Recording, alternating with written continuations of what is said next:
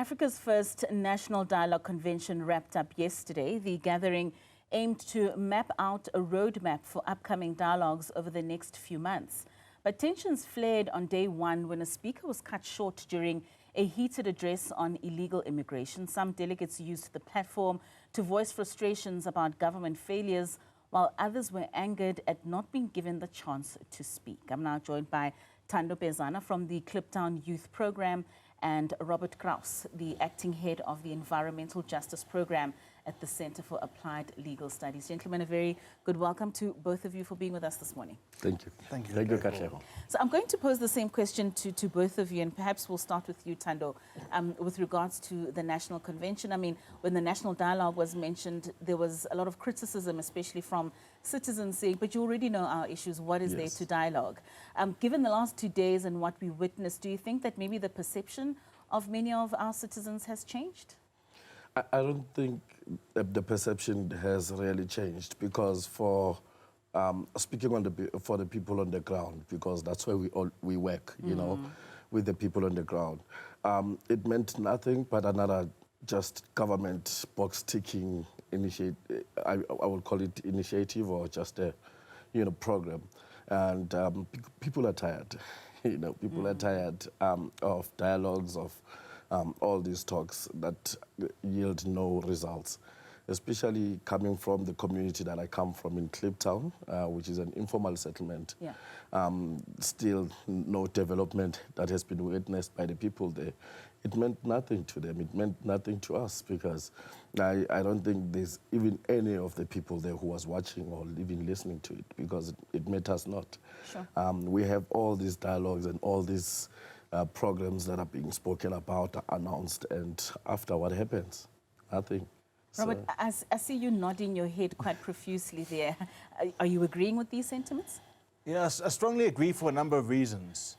I mean, the one is just if one looks at history, how social change has been made. Whether one's talking about the defeat of Jim Crow apartheid in America or apartheid in South Africa, change occurs through organized workers, organized communities and civics applying pressure to, depending on the struggle, to overthrow the system or bring about reforms, so that actually compelling those empowered to talk.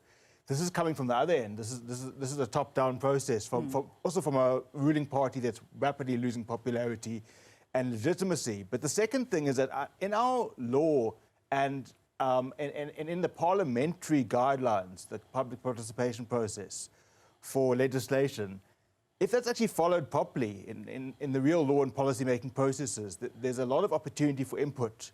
In practice, there's often flouted. I mean, there are judgments like Lamosa where people get super short notice, because what's supposed to happen when legislation is discussed, for example, is there's supposed to not only be hearings, community hearings, there's supposed to be pre-hearings to bring awareness so that communities are in a position to input. But certainly, like in the mining sector, communities have been bringing a whole lot of issues with mining companies, social and labour plan compliance, environmental issues, environmental health issues, water and air pollution, and have been demanding free, prior, informed consent on communal land to mining for years. And there also are multiple human rights and Chapter 9 institution reports, like the Human Rights Commission reports. Yeah. So the government knows this, and right now is actually embarking on a review of the Mineral and Petroleum Resources Development Act in the mining sector. And the draft bill that's been shared for comment, I mean, comments closed a couple of days ago, but that draft bill addressed nearly none of the issues that communities and Chapter 9 institutions and civil society have raised for years. So, there's no need for this national dialogue if government will want to bring about a change in policy. And lastly, I'll say there's that usually when governments do that, at least if it goes in a progressive direction, they really are moving in a progressive direction. For example, that they're moving away from this austerity that's cut budgets for social services, cut budgets even to the Human Rights Commission, the Human Rights Watchdog in South Africa. I mean, all these institutions in South Africa that serve the people are struggling under an austerity economic policy, and government signaled no intention to change that. So for those reasons, I'm incredibly sceptical of it going anywhere. But Robert, is it not precisely that which the government is trying to do in them saying that We've always complained that they don't listen, they don't implement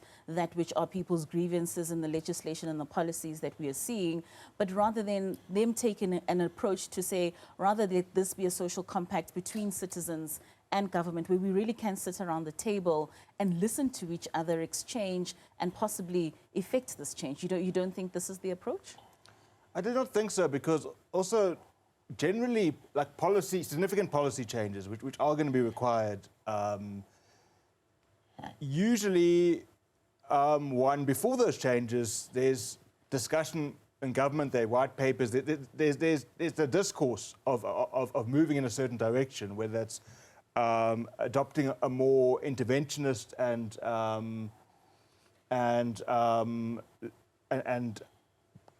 government economic policy, a more progressive interventionist economic policy.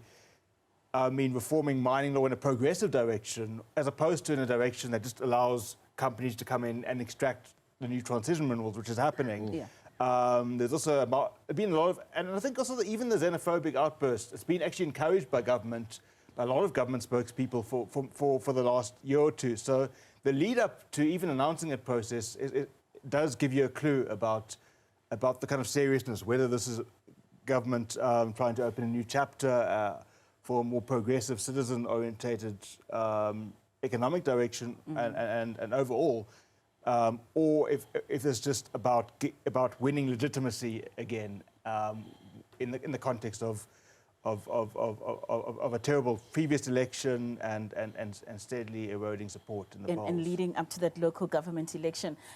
Tada, you mentioned that you're from Kliptown and Yes. still a very informal space. I think the bucket system still exists in some parts of Kliptown. And we know that the Freedom Charter was signed in Kliptown, and the president in his opening address made mention of this, and him saying that that was one imperative dialogue where people came together that was able to push forward that which we even reference today in many of what we need as South Africans. Do you think this should be done differently for the people of Kliptown to also have a voice in such a dialogue? Or are you saying we just don't need dialogues at all? What I'll say is we need to do it differently. Not only for the people of Kliptown, but for all South Africans who live under the poverty line. We need our government to come to us. If you want to listen to the people, don't be scared of them. They voted for you. Come to them, listen to them, but not just listen, act. We've had people coming to listen to us and listen to what we have to say. Then different administration, oh yes, with promises, and they come back and listen to what we have to say. But right now we are saying, let there be action. You know, we know what is needed in this country. We know what is wrong with our country. Everyone knows, and even our government knows what needs to be done, but it's not being done, you know. And sometimes it's not all about just the government failing the people, but the people who are entrusted with positions in the services and all that. It's unqualified people and people with no interest of serving people. So we really need a monitoring and evaluation process from the lowest offices of the government. I mean, Home Affairs. You go into a public clinic, you are treated as a poor person. You go to Home Affairs, you are meant to feel that you are poor. So those are some of the things that I think they need to be listened to. For us, we're not crying for much. We're crying for basics. You know, basic service delivery. When I enter into an office, I want to be smiled at because treated like someone else, you know. And those are some of the things that we're saying we need to deal with. So our government needs to come to the people. These kind of dialogues, they sound scary. I mean, for us, we have no even a clue that, oh, there's a national dialogue, blah, blah, blah, blah, blah. And it's big words, big words, big words. But for people, they're like, okay, it's another government thing that they're just going to talk on TV or and wherever they are, and it passes, you know, or an election campaign. But for us people on the ground who live the reality, who see the reality, we really plead to our government to say, come to us, start acting. And that's what certainly looks like is the aim with then the dialogues that will happen over the next 12 months when the president said, let's meet in churches, at schools, under the tree, online. But the idea is for there to be, what I think 13,000 other smaller dialogues that must take place where people should be coming together and really working together in finding these solutions. Do you think people will have that appetite if government was to come to Kliptown and say, let's meet at that community hall? Are they willing to come in and try to find solutions and just instead of just venting out some of their frustrations? I mean, people are willing to have a dialogue, only if the dialogue says, whatever you talk about, we'll act on it. We've had dialogues without actions. It's more like, I mean, from 1994, promises and promises. I think one of the biggest mistakes that the country did was to promise people, our freedom was communicated negatively. We are free from. We were never exposed on what are we free to, you know, and now sometimes we are called a lost generation, but we are a generation that is still seeking its own identity. High unemployment rate and all. No one is there to guide us in anything, you know. And our parents are crying, so they know, I voted, I did that. We are also crying because of unemployment rate and all that. But the solutions can only come if there is action on even the smallest things that are supposed to be done right. If we are to have a dialogue, let the dialogue yield some results, you know, because, I mean, we've seen with commissions and all that, there's a commission, then what happens after? It's just scary to say, okay, we're going to talk to whoever is going to come into our community, have those discussions and talk about things, how they should be done. Are they going to be done? That's the question. And the question really is on actioning some of the grievances that people have. Do you think as South Africans, Robert, we have a messiah mentality that someone is coming to save us? And even in instances where we're able to put in action ourselves and not taking away from what government has failed to do for South Africans, do you think we are highly dependent on that messiah? I think there is a bit of that, but not in the way that, because government should serve the people. Yes. Government should be giving very significant basic income grants, 1,500 Rand per person or more. Government should be taxing the rich. Government should be redistributing, and government should be have a green reindustrialization plan to create many jobs. Government should be doing that. I think Messiah complex, I mean, I don't really like to use that word, but they're probably the disintegration or demobilization of independent civics and basically the resistance movement in the 90s and incorporation to the government has meant that the organized left in communities, even radical trade unionism, all those organizations have been weakened. A lot of people went to government and business. And what that means is the traditional culture of the left, of working class self-reliance, which is not about not having government. It's more about having popular democratic movements that hold government to account and actually contest power in society, as opposed to having a hope in like one individual that will save you, because that's very dangerous. But that often happens when people are actually disorganized, when trade unions, when civics are weak, which are far weaker than they were in the 80s and 90s, which was the highest ebb of popular struggle. So what's needed is to rebuild community workers, rebuild the labour movement, have a workers' party, and actually create a participatory, organised left with a progressive programme that then takes the centre away from the idea of a kind of messiah leader, which is very dangerous. But that vacuum, it's actually precisely that vacuum, I would say, that creates that messiah complex. But I would say that shouldn't be conflated with the idea that government should serve the people, which it should. And do you think it was deliberately done to create that messiah complex, to disempower some of these voices for where they can stand up to government?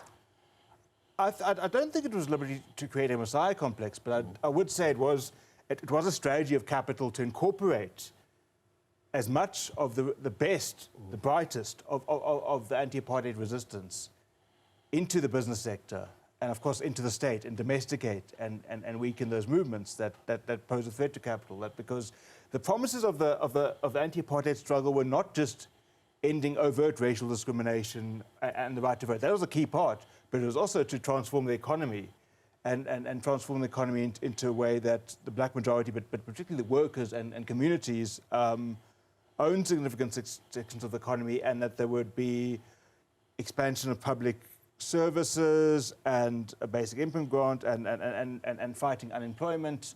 But those demands are not what business wants. Business wants to make as big profits as possible. They want to pay workers as little as possible. They want to pay as little taxes as possible. So they had different strategies to kind of demobilize civil society and labour movement. Thando, I mean, Robert is speaking about that mobilization of people at grassroots level and them coming together and ensuring that their voices are heard. The Kliptown Youth Program is essentially that. You've come together as a grouping of people. How would you implore other groupings to put themselves together, even amid some of the literacy levels that we have in the country, but just for people to formalize themselves in order to be able to push certain agendas forward? I think it's all about recognizing what is around you. Yes, of course, you might come from a poor community, but there's so much wealth or so much that you can use around you.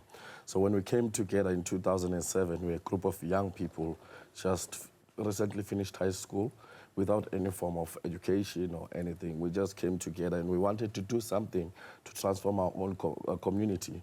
We used appreciative inquiry, what was around us from sports, performing arts, and it led to the idea of realizing that as much as we have problems in our country, but when you come from a poor background, we are a priority when it comes to scholarships and all those bursaries. That's when we saw an opportunity to implement an educational program, because we know that education is a key to success, and we've witnessed it and we are seeing it happening. And when you come from a poor background like Kliptown and with public schooling, you need an extra hand. You need that extra tutoring. So that's what we created, to say, okay, let's help our brothers and sisters with their homework assistance. That's there. You know, you don't need to have money to do that. There's someone from the community who's good in mathematics. Can you help this group of kids? Then from there, our organization started growing. And now our main focus is to get our young people into job opportunities. That's why we have our vocational program, where we are now ensuring that our people get to be trained on soft skills. Some people can take for granted how to draft a good CV, how to dress for an interview, how to also keep that job. Yes, you know, because which is very vital. I mean, you get a job, and month end, you know, you pop your bottles and champagnes, and you forget that you still need transport. You still need your head to clear for Monday. So those are some of the soft skills that people might take for granted. So we're dealing with issues that we can deal with, and within what we can.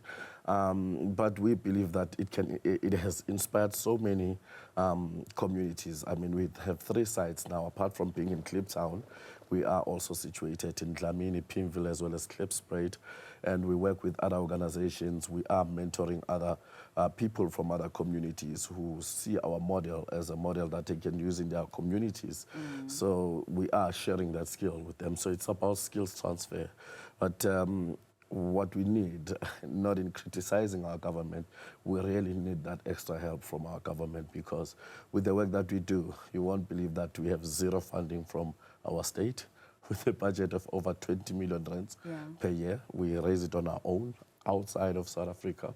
Sure. So yeah, that is, all is possible. We've been given a platform to be who we can be, and that's what we appreciate about our freedom.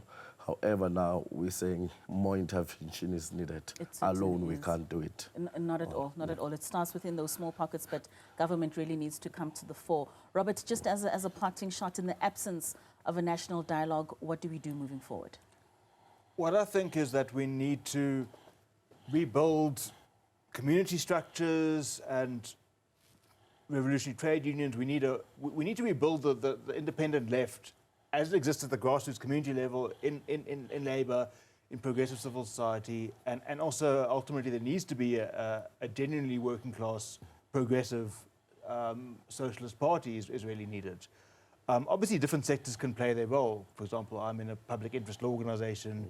We do strategic litigation, which is about obviously creating progressive precedents and individual relief, but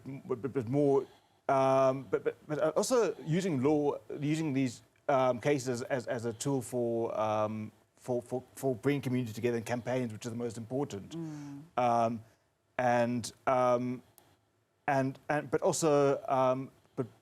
the real thing is a social movement, but also a left political program that can unite and can also defeat divisive voices of xenophobia that are there actually to ultimately to divide the working class, which I must say about xenophobia, because the reality is that despite all these claims that that foreign nationals are against the South African working class, the history of mining in South Africa is that a lot of mine workers, I mean, in the 1980s were from neighbouring countries, and a lot of those workers joined and built the trade unions. So it's not inevitable that workers coming in will undercut local labour if there's organisation together, and also if for example the refusal of a lot of employers to actually register, to deliberately keep immigrants undocumented, that must also be fought. But the point being is that we basically need to rebuild our movements, but also have a political centre to take up those struggles, as well as obviously a lot of community initiative. But the main thing is that we need to rebuild power, and then those in power will either have to negotiate, or there'll be a fundamental system change which is needed. Which is needed in our country. Gentlemen, unfortunately, that's all we have time for, but thank you so much for your inputs, our own little national dialogue around this table. And I'm certainly hoping that we will have more of these kind of discussions within the little pockets of our own societies so that we can all contribute towards that bigger vision. Thank you so much for joining us. That was Robert Krause, a researcher in the Environmental Justice Program at the Center for Applied Legal Studies, and Thando Bezana from the Klip